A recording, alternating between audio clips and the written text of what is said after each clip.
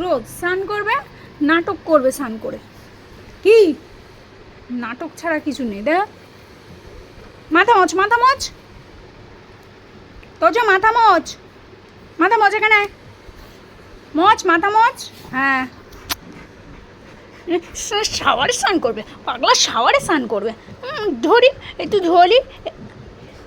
আচ্ছা, কেউ ভাববেন না যে ওর মুখ চাপা দিয়ে দেওয়া হয়েছে, কারণ ওর মুখ এইদিকে।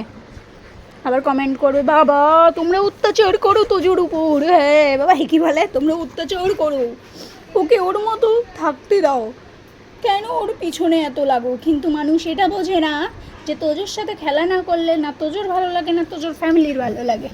মা এদিকে আয়, পেতে ভালো করে গাটা মুছিয়ে দিই, নাহলে শীত দাঁড়াতে পুরো।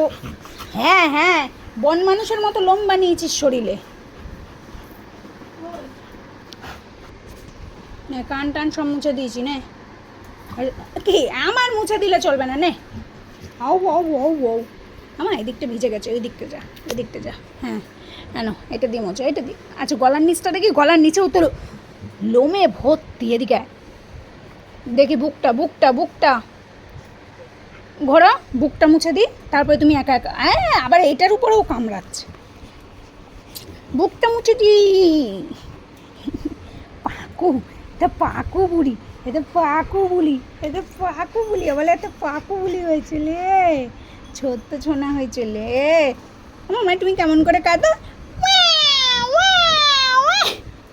তাহলে এবার দিদি ঢং করছিস কেন? তুই মা খাবি? আমি কি কানু কানু কই? আমার মা বাবা বলে